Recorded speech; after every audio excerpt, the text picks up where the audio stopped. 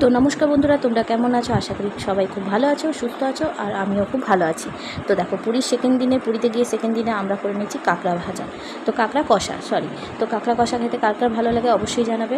আর সমুদ্রে ঘুরতে গেছি, কাঁকড়া খাবো না, সেই কি কখনো হয়? আমাদের এখানে তো বিশেষ করে পাওয়া যায় না অত, তাই জন্য ওখানে গিয়ে কাঁকড়া কষা খেয়ে নিচ্ছি। আর এদিকে ছোটো ননদ মাখছে আলু সিদ্ধ, ডাল, আর এদিকে কাঁকড়া কষা।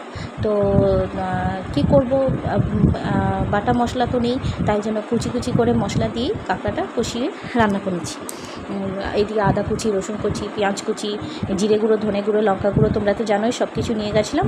তো সেই সব দিয়ে আমরা কাঁকড়া কষাটা করে নিচ্ছি। কিন্তু খেতে কিন্তু দারুণ হয়েছিল। গুঁড়ো মশলা হলে কী হবে, আর কুচি মশলা হলে কী হবে, খেতে কিন্তু খুব সুন্দর হয়েছিল আর টেস্টিও হয়েছিল। তো আমরা গরম গরম ভাতের সাথে খেয়ে নেব। তো তোমাদের কার কার কেমন লাগে কাঁকড়া অবশ্যই জানাবে। আর যদি আমার এই ছোট্ট ব্লগটা তোমাদের ভালো লেগে থাকে, অবশ্যই লাইক, কমেন্ট অ্যান্ড শেয়ার করে দিও। আর প্লিজ সাবস্ক্রাইব করে দিও।